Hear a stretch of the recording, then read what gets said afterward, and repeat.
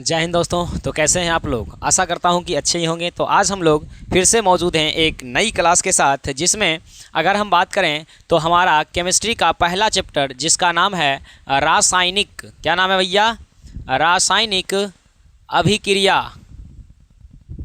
अभिक्रिया एवं समीकरण। क्या नाम है? रासायनिक अभिक्रिया एवं समीकरण के बारे में हम लोग जो है पढ़ रहे थे, जिसमें हमने आपको लास्ट लेक्चर में बताया था कि रासायनिक अभिक्रिया क्या होता है और रासायनिक अभिक्रिया क्या होते हैं, रासायनिक समीकरण क्या होते हैं। उसके बाद हमने आपको लास्ट पॉइंट ये छोड़ा था कि रासायनिक समीकरण के प्रकार को पढ़ना है, जिसमें हमने आपको दोनों पॉइंट के बारे में बताया कि रासायनिक समीकरण मुख्यतः दो प्रकार के होते हैं, जिसमें पहला होता है संतुलित रासायनिक समीकरण। क्या होता है? संतुलित रासायनिक समीकरण। और दूसरा होता है असंतुलित रासायनिक समीकरण। दूसरा क्या होता है? असंतुलित रासायनिक समीकरण। और हमने आपको बताया था कि हम लोग इसका जो चर्चा जो है अगले लेक्चर में करने वाले थे, क्योंकि उस समय टाइम थोड़ा सा क्या हो गया था जी, ज़्यादा हो गया था। टाइम क्या हो गया था? ज़्यादा हो गया था। इस कारण से हम लोग इसको दूसरे लेक्चर में जो है कवर करने वाले हैं। तो ध्यान से देखिएगा कि दूसरे लेक्चर में सबसे पहले हमें समझना है कि संतुलित रासायनिक समीकरण असल में होता क्या है। क्या समझना है? संतुलित रासायनिक समीकरण होता क्या है। तो हम लोग अपने कॉपी में आप हेडिंग लगाइएगा 1 नंबर देकर, या हाँ 1 नंबर देकर लगाना है कि संतुलित रासायनिक समीकरण क्या होता है। क्या लिखोगे? संतुलित रासायनिक समीकरण। तो भैया अगर हम बात करें परिभाषा का, तो सबसे पहले आपको यहाँ पर परिभाषा क्या करना है? लिखना है। और जब परिभाषा लिख लेंगे तो उसके बाद हम लोग उन बातों को क्या करेंगे? समझ लेंगे। तो लिखिएगा कि वैसा रासायनिक समीकरण, क्या लिखोगे? वैसा रासायनिक समीकरण जिसमें अभिकारक और प्रतिफल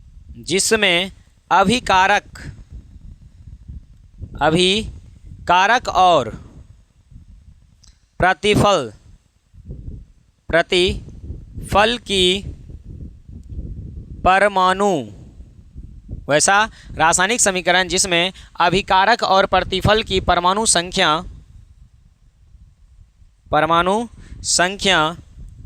समान हो, उसे क्या कहोगे? तो भाई साहब उसे कहोगे संतुलित रासायनिक समीकरण। ठीक है, कहते हैं। तो ध्यान दीजिएगा, हमने इसके परिभाषा को सबसे पहले लिखा क्या चीज़ कि संतुलित रासायनिक समीकरण असल में होता क्या है। तो हमने बताया कि वैसा रासायनिक समीकरण जिसमें अभिकारक और प्रतिफल की परमाणु संख्या क्या हो? समान हो, उसे क्या कहते हैं? तो भाई साहब उसे कहते हैं हम लोग संतुलित रासायनिक समीकरण। क्या कहते हैं? संतुलित रासायनिक समीकरण। तो यहाँ से अगर देखा जाए तो सबसे पहले दो चर्चे आए हैं। कितने चर्चे? 2 चर्चे आए हैं, जिसमें पहला है अभिकारक और दूसरा क्या है? प्रतिफल। तो ध्यान से समझिए, मेरे पास मान लेते हैं कि एक समीकरण है। क्या है समीकरण? तो इधर है H2 और प्लस में है O2 और गिव्स डेट बन रहा है मेरे पास H2O। क्या बन रहा है? H2O। तो इस H2O की अगर हम बात करें तो यहाँ देखिए, इस तीर चिन्ह के इस साइड जो लिखे रहते हैं इसको बोलते हैं अभिकारक। क्या बोलते हैं जी? अभिकारक। और तीर चिन्ह के जो इस साइड लिखे रहते हैं भैया, उसको बोला जाता है प्रतिफल। क्या बोला जाता है? प्रतिफल। तो यहाँ पर अगर बात करोगे तो ये जो अभिकारक है इसको हम लोग रिएक्टेंट बोलते हैं, इसलिए इसको R से सूचित करते हैं। और इसको प्रोडक्ट बोलते हैं, इसलिए हम लोग इसको किससे सूचित करते हैं? प्रतिफल बोलते हैं। ठीक है, इस प्रतिफल को कहीं कहीं पर उत्पाद भी बोला जाता है। क्या बोला जाता है? उत्पाद, यानी बनने वाला, नया बनने वाला। तो यहाँ समझिए, कहता है कि वैसा रासायनिक समीकरण जिसमें अभिकारक और प्रतिफल की परमाणु संख्या क्या हो? समान हो, उसे आप क्या कहोगे? संतुलित रासायनिक समीकरण। आपको हम बता दें कि परिभाषा हो सकता है बुक से अलग हो, परिभाषा हो सकता है आपके जो टीचर लिखाए हैं उससे अलग हो सकता है, लेकिन भाई गलत नहीं है। तो अभिकारक और प्रतिफल की जब परमाणु संख्या समान होती है ना, तो वे कहलाते हैं क्या चीज़? संतुलित रासायनिक समीकरण। अगर आप देखोगे यहाँ से तो यहाँ देखो अभिकारक इस साइड वाला है और प्रतिफल इस साइड वाला है। हम लोग देखते हैं कि ये दोनों बराबर है या नहीं। तो यहाँ देखिए मेरे पास हाइड्रोजन यहाँ पर 2 ठो है। कितना है? हाइड्रोजन 2 ठो है। उस साइड में देखोगे तो यहाँ पर भी देखो हाइड्रोजन 2 ठो है, लेकिन यहाँ ऑक्सीजन देखिए कितना है? 2 ठो है। और इधर ऑक्सीजन देखोगे तो 1 ठो ही है। तो क्या यह संतुलित रासायनिक समीकरण होगा? नहीं होगा, क्योंकि यहाँ पर ऑक्सीजन 2 है और वहाँ पर ऑक्सीजन क्या है? 1 है। तो इसी चीज़ को जो है ना बैलेंस किया जाता है, बराबर किया जाता है। क्या किया जाता है? बराबर किया जाता है। तो बराबर करने के दरमियान जो है यहाँ पर आपको 2 लगाना पड़ेगा, तो यहाँ पर हाइड्रोजन की संख्या बढ़ जाएगी। तो उसके लिए आपको यहाँ पर भी क्या लगाना पड़ेगा? 2 लगाना पड़ेगा, तब जाके यह हमारा बनेगा क्या चीज़? संतुलित रासायनिक समीकरण। तो एग्जाम्पल देकर आपको इसको लिख लेना है कि H2 + O2 gives date H2O, जिसमें यहाँ 2 लगेगा और यहाँ 2 लगेगा। इधर वाला को आपको अभिकारक बोलना है और इधर वाला क्या बोलना है? प्रतिफल बोलना है। और प्रतिफल को हम लोग सिद्ध करते हैं P से, या इसको बोलते हैं उत्पाद, इसको सिद्ध करते हैं R से, क्योंकि इसको बोलते हैं रिएक्टेंट। ठीक है, उधर बोलते हैं प्रोडक्ट। दूसरा और ले सकते हो आप, जैसे हमने लिया N2 + H2, क्या लिया? N2 + H2 और गिव्स डेट जाके मेरे पास बन रहा है NH3। तो इस साइड वाला आपका रहेगा अभिकारक। क्या रहेगा? अभिकारक। इस साइड वाला जो बनने वाला है वो रहेगा आपका प्रतिफल यानी प्रोडक्ट। यहाँ अगर ध्यान दीजिएगा तो N2 यहाँ पर 2 है और N यहाँ पर देखिए 1 है। जहीं ये बात करें हाइड्रोजन की तो यहाँ पर ये 2 है और ये यहाँ पर कितना है जी? 3 है। तो इसको अभी ये बराबर नहीं है, तो हमें क्या करना पड़ेगा? बराबर करना पड़ेगा। तो बराबर करने के लिए हम लोग क्या करेंगे? इस नाइट्रोजन को 2 पुराने के लिए हम लोग यहाँ पर लगा देते हैं 2। तो यहाँ नाइट्रोजन 2 हो गया, यहाँ नाइट्रोजन 2 हो गया, लेकिन अब हाइड्रोजन क्या हो गया? बढ़ गया। क्या हो गया? बढ़ गया। तो यहाँ पर ये 2 है और यहाँ पर ये 3 है। 3 दूना कितना हो जाएगा? 6 हो जाएगा। तो इस हिसाब से आपको इस हाइड्रोजन में भी क्या लगाना पड़ेगा जी? 3 लगाना पड़ेगा। क्या लगाना पड़ेगा? 3 लगाना पड़ेगा, तब जाके ये दोनों मान क्या होंगे? बराबर होंगे और आपके ये संतुलित रासायनिक समीकरण होंगे। ठीक है, तो ये रहा आपका संतुलित रासायनिक समीकरण और उसके कुछ एग्जाम्पल। तो हम लोग फिलहाल बढ़ने वाले हैं आगे, और आगे बढ़ने के लिए आपको पता है कि इस बोर्ड को हमें साफ़ करना पड़ेगा, क्योंकि भाई साहब बिना साफ़ किए अब दूसरा परिभाषा लिख नहीं सकते हैं। हाँ तो भैया चलिए हम लोग चलते हैं नेक्स्ट टॉपिक पर। कहता है कि रासायनिक समीकरण के लिखने के क्या क्या नियम हैं, इस बात को हमें आप लिख कर बताइए। ठीक है, तो ये क्वेश्चन जो है 1-2 बार पूछा गया है, तो इसलिए हमने इसको क्या किया? कवर किया है। बाकी अगर आप समझ लेते हो और आपकी कॉपी में रहेगा तो आपको दिक्कत नहीं होने वाला है, क्योंकि यहाँ पर जितने भी टॉपिक्स आपको बताए जा रहे हैं वो सब कहीं ना कहीं क्या है? इंपॉर्टेंट है, या तो आपके खुद के नॉलेज के लिए, नहीं तो बोर्ड में आने के लिए। तो ध्यान से देखिए, कहता है कि रासायनिक समीकरण के लिखने के नियम को बताइए। तो रासायनिक समीकरण को जो है, या संतुलित रासायनिक समीकरण को लिखने का जो नियम होता है, ठीक है, संतुलित रासायनिक समीकरण लिखना था। संतुलित छूट गया है तो देखो इसको मिटा कर हम लिख देते हैं यहाँ से। ठीक है, दिख जाएगा, आपको दिख जाना चाहिए संतुलित। तो भैया अगर बात करोगे तो संतुलित रासायनिक समीकरण के लिखने के जो है बहुत सारे नियम हैं, बहुत सारे नहीं हैं बल्कि थोड़े से हैं, लेकिन उसमें से आपको कुछ बातें क्या करना पड़ेगा? याद रखना पड़ेगा। जिसमें अगर हम बात करें सबसे पहला आप चाहो तो परिभाषा के रूप में लिखते समय आप लिख सकते हो कि संतुलित रासायनिक समीकरण के लिखने के नियम निम्नलिखित हैं। नंबर 1, पहला क्या होगा? तो लिखोगे कि 2 या 2 से अधिक अभिकारक और प्रतिफल को, यहाँ लिखते जाते हैं हम लोग कि 2 या 2 से अधिक अभिकारक या प्रतिफल को जोड़ चिन्ह के द्वारा व्यक्त किया जाता है। यानी भैया अगर हम बात करें तो मेरे पास अगर 2 या 2 से अधिक अभिकारक प्राप्त हो या प्रतिफल हो, अभिकारक मतलब आपने आपको बताया था रासायनिक अभिक्रिया में भाग लेने वाला पदार्थ, तो जब दूग रहेगा तो देखा होगा आपने हमके उसके बीच में हमने खुद से क्या किया? जोड़ का चिन्ह डाला था। तो वही पहला रूल कहता है कि 2 या 2 से अधिक अभिकारक और प्रतिफल के बीच में जो है हमें क्या करना है? जोड़ का चिन्ह के द्वारा जो है उसको लिखना है। उसके बाद कहता है 2 नंबर पॉइंट, कितना नंबर? दूसरा पॉइंट कहता है कि अभिकारक और प्रतिफल के बीच, क्या कहता है? अभिकारक और प्रतिफल के बीच तीर का चिन्ह, अभिकारक और प्रतिफल के बीच तीर चिन्ह दिया जाता है।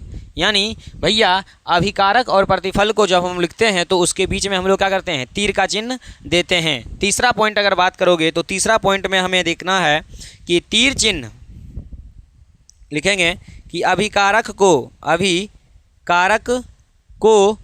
तीर चिन्ह के बाईं ओर लिखा जाता है तथा प्रतिफल को तीर चिन्ह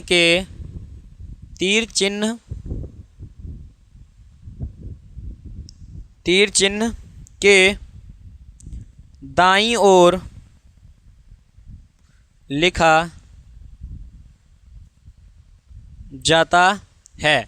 यानी अगर हम बात करें उस रासायनिक समीकरण की, तो उस रासायनिक समीकरण में अभिकारक को तीर चिन्ह के कहाँ लिखोगे, तो भाई साहब बाईं ओर लिखना। कहाँ लिखना, तीर चिन्ह के बाईं ओर लिखा जाता है तथा प्रतिफल को तीर चिन्ह के किस ओर, दाईं ओर लिखा जाता है। किस ओर लिखा जाता है, तो दाईं ओर लिखा जाता है। आगे अगर हम बढ़ते हैं तो चौथा पॉइंट के रूप में अगर हम बात करें तो खुद से बनाना पड़ेगा आपको कि प्रतिफल सर्वप्रथम जो है उनमें भाग लेने वाले तत्वों को, या यूँ समझिए कि अभिकारक या रासायनिक अभिक्रिया में या संतुलित रासायनिक समीकरण में, खुद से बनाइए कोई दिक्कत नहीं है, संतुलित रासायनिक समीकरण में भाग लेने वाले तत्वों में सर्वप्रथम हाइड्रोजन ऑक्सीजन को संतुलित किया जाता है, बाद में अन्य तत्वों को। मतलब ये जो बात देखो हमने जो लिखा है बोर्ड पर, ज़रूरी नहीं है कि आपके सर जी भी ऐसे लिखे, ये दोनों अलग हो सकते हैं, लेकिन कहने का दोनों का सेंस क्या रहेगा, सेम रहेगा। अब देखिए हमको इसको क्लियर करना है तो हम लोग यहाँ पर क्या करते हैं, एक एग्जांपल ले लेते हैं कि मेरे पास, मान लेते हैं कि मेरे पास है N2 और प्लस में है H2, गिब्स डैट बना रहा है ये NH3, ठीक है। अब इसके रूल के हिसाब से चलिए, रूल के हिसाब में क्या कहता है, पहला कि दो या दो से अधिक अभिकारक या प्रतिफल को जोड़ चिन्ह के द्वारा व्यक्त किया जाता है। तो ध्यान दीजिएगा, मेरे पास एक पहला अभिकारक था नाइट्रोजन, दूसरा अभिकारक है हाइड्रोजन, इसके बीच में हमने किसका चिन्ह दिया, जोड़ का चिन्ह दिया। उसके बाद कहता है कि अभिकारक और प्रतिफल के बीच तीर चिन्ह दिया जाता है। तो ध्यान दीजिएगा, ये रहा इस साइड वाला आपका अभिकारक और इस साइड वाला रहा आपका प्रतिफल, इसके बीच में हमने दे दिया किसका चिन्ह, तीर चिन्ह, ठीक है। इसको बोलते हैं गिब्स डैट, इंग्लिश में क्या बोलते हैं, गिब्स डैट। हम लोग जब भी प्रयोग करेंगे अब तो इसको क्या बोलेंगे, गिब्स डैट बोलेंगे। आगे बढ़िए तो कहता है कि अभिकारक के तीर चिन्ह को, अभिकारक को यहाँ क्या लिखे हैं, को तीर चिन्ह के बाईं ओर, यानी देखिए ये रहा मेरा तीर चिन्ह और इसका बायां ये हो गया, इसका दाहिना क्या हो गया, ये हो गया। तो तीर चिन्ह के बाईं ओर लिखा जाता है तथा प्रतिफल को तीर चिन्ह के दाईं ओर लिखा जाता है। तो ये इधर आ गए तो बायां और इधर चले गए तो क्या हो गया, दायां। तो देख लीजिए ध्यान से, हमने लिखा है। आगे कहता है कि संतुलित रासायनिक समीकरण में भाग लेने वाले तत्वों में सर्वप्रथम हाइड्रोजन को, बाद में ऑक्सीजन को संतुलित किया जाता है तथा बाद में अन्य को। तो कहने का मतलब ये हुआ कि अगर हाइड्रोजन और ऑक्सीजन रासायनिक अभिक्रिया में भाग लिया है तो पहले हम लोग कोशिश करेंगे हाइड्रोजन को सॉल्व करें, फिर ऑक्सीजन को मिलाएं, उसके बाद अन्य को लेंगे। लेकिन जब हाइड्रोजन और ऑक्सीजन ना रहे तो हम लोग अपने हिसाब से, अपना सुविधा अनुसार जिसको मर्जी उसको क्या कर सकते हैं, बराबर कर सकते हैं, संतुलित करने के लिए प्रयास कर सकते हैं। तो आइए करते हैं। मेरे पास यहाँ पर नाइट्रोजन है और हाइड्रोजन है, यहाँ देखिए नाइट्रोजन है और यहाँ पर भी हाइड्रोजन है। नाइट्रोजन यहाँ 2 है तो नाइट्रोजन यहाँ 1 है, हाइड्रोजन यहाँ 2 है तो हाइड्रोजन यहाँ पर 3 है। ये क्या बराबर है, नहीं है। तो अब हमें फॉलो करना पड़ेगा। कहता है कि पहले हाइड्रोजन को संतुलित करो, तो हाइड्रोजन मेरे पास यहाँ 3 है और यहाँ पर कितना है जी, सॉरी 2 है और यहाँ पर 3 है। तो तो ये तो पूरेगा नहीं। तो हम क्या करते हैं, अपने सहूलियत के हिसाब से पहले इसमें नाइट्रोजन को बराबर करते हैं। तो नाइट्रोजन को अगर बराबर करेंगे तो इसके यहाँ देखा जाए तो इसके यहाँ पर 2 नाइट्रोजन है और इसके यहाँ पर 1 है, तो हम क्या करते हैं, यहाँ 2 लगा देते हैं। क्या लगा देते हैं, 2 लगा देते हैं। जैसे ही हमने 2 लगाया तो मेरे पास नाइट्रोजन यहाँ भी 2 हो गया, यहाँ भी 2 हो गया, लेकिन अब हाइड्रोजन जो है ना अपने आप बढ़ जाएगा। क्या होगा कि ये वाला नाइट्रोजन ढकेगा तो ये 2 जो है ना इस 3 के साथ भी आएगा गुना में, तो 3 दूना कितना होगा जी, 6।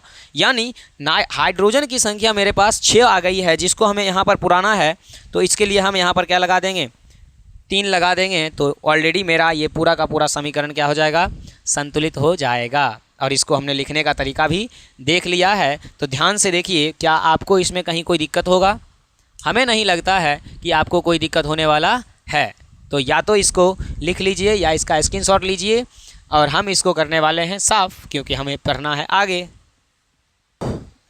हाँ तो भैया, अब हमारा नया टॉपिक आने वाला है जिसका नाम है रासायनिक समीकरण से प्राप्त होने वाली सूचनाओं को हमें लिखना है। ठीक है, सबसे पहले हमने संतुलित रासायनिक समीकरण को किस प्रकार से लिखा जाता है इसके बारे में देखा। अब हम लोग देख रहे हैं कि रासायनिक समीकरण से प्राप्त होने वाली सूचनाओं को, तो यहाँ पर हमें आंसर देकर लिखना है। तो आप अपने कॉपी में लिख सकते हो कि रासायनिक समीकरण से हमें निम्नलिखित सूचनाएं प्राप्त होती है। सर आप क्यों नहीं लिख रहे हैं? तो भैया हम लिखेंगे ना, तो जो सूचना दिया गया है वो सूचना के लिए जगह क्या होगा, कम पड़ जाएगा, और कम पड़ जाएगा तो फिर मिटा के लिखेंगे तो फिर दिक्कत हो जाएगा। तो हम सोचते हैं कि वो बात आप खुद से लिख लीजिए। क्या चीज़, कि रासायनिक समीकरण से प्राप्त होने वाली सूचनाएं निम्नलिखित हैं। नंबर 1 में क्या लिखिएगा कि सर्वप्रथम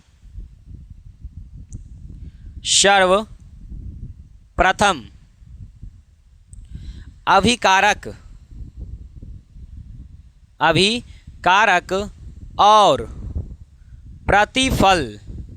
प्रतिफल के सूत्रों एवं संकेतों का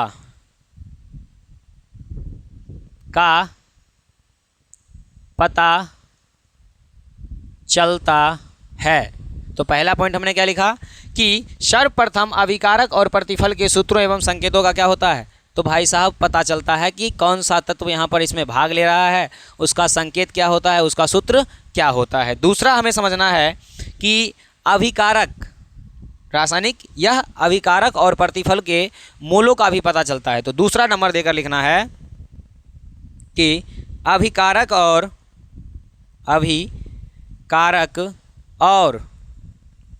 प्रतिफल के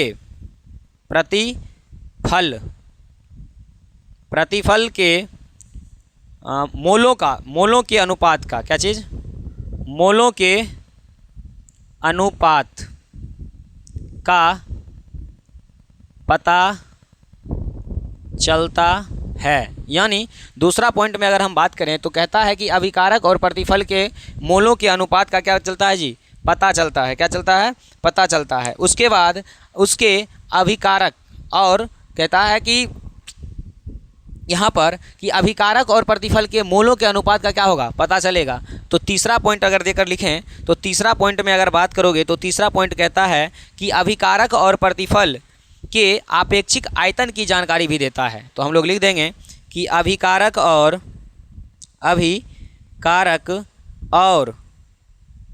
प्रतिफल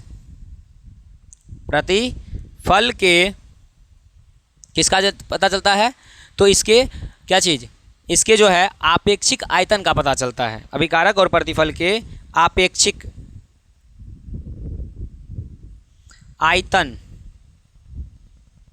का पता चलता है। यानी इसमें जो अभिकारक हैं और जो प्रतिफल हैं उसके आपेक्षिक आयतन कितने हैं, इस बात की भी हमें यह क्या करता है भैया, तो जानकारी देता है। क्या करता है, जानकारी देता है। अगर हम बात करें चौथा पॉइंट का तो ये कहता है कि अभिकारक और प्रतिफल के द्रव्यमानों का के अनुपात का भी क्या होता है, पता चलता है। तो लिख देंगे कि अभिकारक और प्रतिफल, क्या चीज़, प्रतिफल के क्या चीज़ का पता चलता है, द्रव्यमान के अनुपात का। अभिकारक और प्रतिफल के द्रव्यमान के अनुपात का पता चलता है। तो ध्यान से समझिए कि हमें जब रासायनिक समीकरण से हमें जो सूचनाएं प्राप्त होती है उसमें हमने टोटल 4 सूचनाओं को क्या किया है, शामिल किया है। अगर आप कहोगे तो एक और सूचना क्या हो सकता है, आ सकता है। तो अभिकारक और प्रतिफल अभिक्रिया में कौन कौन से भाग ले रहे हैं इसमें, हाँ एक और बात पता चलेगा, क्या चीज़ कि रासायनिक अभिक्रिया में या रासायनिक समीकरण में, रासायनिक समीकरण में कौन कौन से तत्व भाग ले रहे हैं तथा कौन कौन नए तत्वों का निर्माण या नए नए पदार्थ लिखो, ज़्यादा बेटर रहेगा, पदार्थों का निर्माण होता है। ठीक है, तो ध्यान दीजिएगा कि रासायनिक समीकरण से प्राप्त होने वाली सूचनाएं टोटल 5 हैं। ऐसा नहीं है कि 5 ही है, और बहुत सारा है, लेकिन आपको कम से कम क्या करना है, 5-4 याद रखना है। जिसमें पहला हमने लिखाया कि सर्वप्रथम अभिकारक और प्रतिफल के सूत्रों एवं संकेतों का क्या होगा, पता चलेगा कि भैया इसमें हाइड्रोजन भाग ले रहा है या ऑक्सीजन, कार्बन डाइऑक्साइड भाग ले रहा है या कार्बन मोनोऑक्साइड। दूसरा, अभिकारक और प्रतिफल के मोलों के अनुपात का पता चलता है, यानी किसके, हाइड्रोजन के कितने मोल भाग ले रहे हैं और ऑक्सीजन के कितने मोल भाग ले रहे हैं, इस बात का भी क्या होगा, जानकारी होता है, यानी पता चलता है। तीसरा, अभिकारक और प्रतिफल के आपेक्षिक आयतन का पता चलता है, यानी अभिकारक और प्रतिफल जो बना हुआ है वो दोनों का आयतन कितना है, इस बात को भी हम लोग क्या करते हैं, पता कर सकते हैं या पता चलता है। तीसरा, चौथा हो गया, अभिकारक और प्रतिफल के द्रव्यमान के अनुपात का पता चलता है, उसके कितने द्रव्यमान, यानी हाइड्रोजन के कितने द्रव्यमान भाग ले रहे हैं, ऑक्सीजन के कितने द्रव्यमान भाग ले रहे हैं, इस बात का भी जानकारी हमें यहीं से पता चलता है। तीसरा कहता है कि रासायनिक समीकरण में कौन कौन से तत्व भाग ले रहे हैं तथा कौन कौन से नए पदार्थ का निर्माण हो रहा है, इस बात की भी जानकारी देता है। कौन, हमें एक रासायनिक समीकरण इस बात की भी हमें क्या करता है, तो भैया जानकारी देता है। तो इस प्रकार से हम लोग इससे आने वाले जितने भी जानकारी सूचनाएं हैं इसको कवर कर लिए हैं। तो फिलहाल हम लोग बढ़ेंगे आगे, तो इसके लिए आपको पता है क्या करना पड़ेगा, बोर्ड साफ करना पड़ेगा। हाँ तो भैया अब हम लोग चलते हैं अपने नेक्स्ट टॉपिक की ओर, जिसका नाम है कि रासायनिक समीकरण की सीमाएं क्या क्या हैं। सीमाएं सर वो तो मेरी क्लास वाली है, अरे वो सीमा नहीं है, इसमें जो है ना रासायनिक समीकरण को जो लिखने का जो सीमा है वो क्या क्या होना चाहिए और क्या क्या चीज़ हमें मेरे पास नहीं रह पाता है, इस बात के बारे में हमें क्या करना है, समझना है। तो आप आंसर देकर लिख सकते हो कि रासायनिक समीकरण की निम्नलिखित सीमाएं हैं। क्या हैं, निम्नलिखित सीमाएं हैं, जिसमें पहला लिखना है कि रासायनिक समीकरण से अभिकारक एवं प्रतिफल के, क्या लिखोगे, रासायनिक समीकरण से, रासायनिक समीकरण से अभिकारक और प्रतिफल, क्या चीज़, अभिकारक और प्रतिफल के भौतिक अवस्था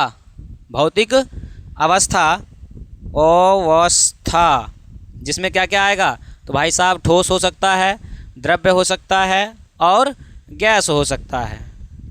यानी रासायनिक समीकरण से अभिकारक और प्रतिफल के भौतिक अवस्था, ठोस, द्रव, गैस इत्यादि का जानकारी नहीं हो पाता है, इत्यादि की जानकारी नहीं हो पाती है। तो पहला बात हो गया कि रासायनिक समीकरण से अभिकारक और प्रतिफल के भौतिक अवस्था, यानी यह ठोस है, यह द्रव्य है, यह गैस है, इस बात की जानकारी ये मेरे पास नहीं हो पाती है। क्या होती है, नहीं हो पाती है। तो पहला हो गया ख़त्म। तो भैया दूसरा कहता है कि रासायनिक समीकरण में अभिक्रिया के वेग में, यानी रासायनिक समीकरण जो होता है, रासायनिक समीकरण अभिक्रिया के रासायनिक समीकरण अभिक्रिया के वेग के संदर्भ में कोई जानकारी नहीं देता है। ये जो रासायनिक अभिक्रियाएं हैं, जब यह होती है ना, तो ये वेग के संदर्भ में क्या होता है, कोई भी जानकारी नहीं देता है। वहीं तीसरा की बात करिएगा तो कुछ रासायनिक अभिक्रियाएं, क्या लिखेंगे तीसरा, कि कुछ रासायनिक अभिक्रिया विस्फोट के साथ, कुछ रासायनिक अभिक्रिया विस्फोट के साथ होती है तथा कुछ रासायनिक समीकरण इस बात की जानकारी, या रासायनिक अभिक्रिया, कुछ रासायनिक अभिक्रिया इस बात की जानकारी नहीं दे पाती है। यानी जब अभिक्रिया कराया जाता है ना, तो उस अभिक्रिया में क्या होता है कि कुछ विस्फोट के साथ हो जाता है, मतलब एकाएक क्या होगा, आवाज़ कर जाएगा। और कुछ अभिक्रिया ऐसी होती है जो इस बात की हमें जानकारी ही नहीं देती है, इस बात की हमें जानकारी क्या होगा, नहीं देता है। तो समझिए, हमने लिखा कि रासायनिक समीकरण की निम्नलिखित सीमाएं हैं। क्या है, निम्नलिखित सीमाएं हैं, जिसमें पहला हमने आपको बताया कि रासायनिक समीकरण से अभिकारक और प्रतिफल के भौतिक अवस्था, ठोस, द्रव, गैस इत्यादि की जानकारी नहीं हो पाती है। ये सब की जानकारी क्या होगा, नहीं हो पाएगा। दूसरा, रासायनिक समीकरण अभिक्रिया के वेग के संदर्भ में जो है ना, कोई भी जानकारी नहीं देता है। तीसरा कहता है कि कुछ रासायनिक अभिक्रिया विस्फोट के साथ होती है, जबकि कुछ रासायनिक अभिक्रिया विस्फोट के साथ नहीं भी होती है, यानी उस बात का उसमें पता ही नहीं चल पाता है। ठीक है, तो इस प्रकार से हमने क्या किया, तो रासायनिक समीकरण की सीमाएं को पता किया। ठीक है, तो आपका ये क्लास यहीं तक रहेगा। ठीक है, क्योंकि टाइम बहुत ज़्यादा हो गया है, तो इसलिए आज के लिए इतना ही रहने दीजिए। देखेंगे विशेष अगले क्लास में, तब तक के लिए जय हिंद।